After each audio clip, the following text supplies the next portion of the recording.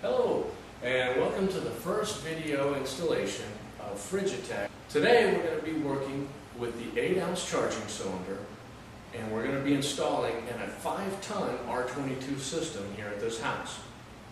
So, one of the first steps that we do is when we enter the house, we want to go ahead and drop the temperature about 10 degrees from where the thermostat was originally set at. In this case, it was set about 80 degrees. Outdoor temperature right now is a typical Houston day at about 95 degrees and easily 80% humidity. So, now that we've got the temperature dropped 10 degrees, we want to do this because this is going to ensure that the compressor is going to stay running while we do the installation of Frigi-Tech. And the installation of Frigi-Tech in this type of application should really be no longer than about 3 to 5 minutes. Now, while we're inside, let's go ahead and also take a reading of the delta T. This is the temperature difference between the return and the supply air vent. So first we'll start down here with the return. And here we're measuring 76 degrees, 75.9 degrees. Now we're going to measure the supply temperature.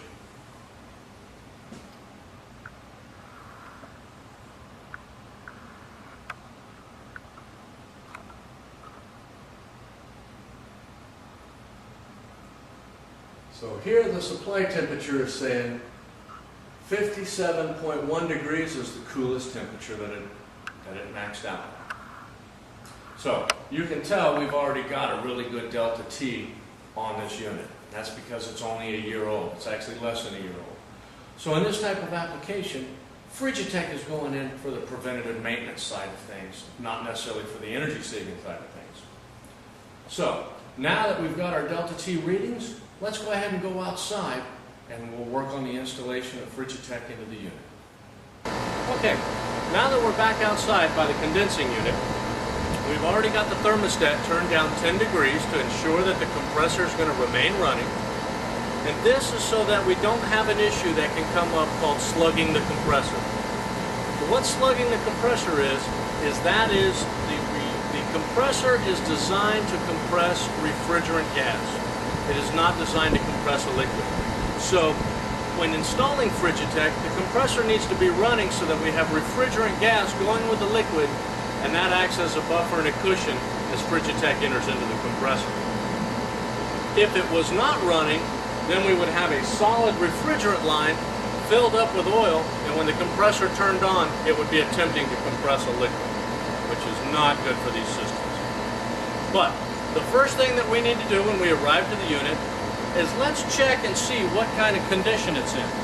One of the simplest ways to do that is to check the filter. This is a filter dryer, and it's designed to catch not only moisture that enters the system, but other contaminants that might enter in as well. So with our infrared thermometer gun,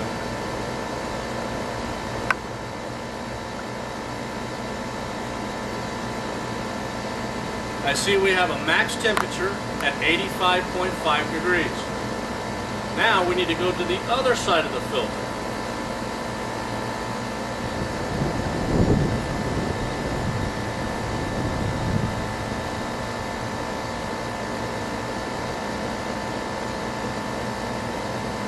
Here, we're at 82.8 degrees. The guideline for this filter is anything with more than a 5-degree temperature difference indicates that there's something wrong, that the filter has been contaminated, either by too much moisture, but most likely by contaminants into the system. Since we're within that 5-degree temperature range, this lets us know it's okay and the unit's in good working order. Likewise, we've had the unit serviced less than a month ago, and so I know all the refrigerants and all the specifications are up to spec by determination of the superheat method. So now let's go to install the Frigi-Tech into the system. First, I'm going to start with my Ryobi electric caulk gun. You can see I have a notch dremeled out. That is so the tail end of the graduated 8-ounce cylinder will fit directly in there, and I'll be able to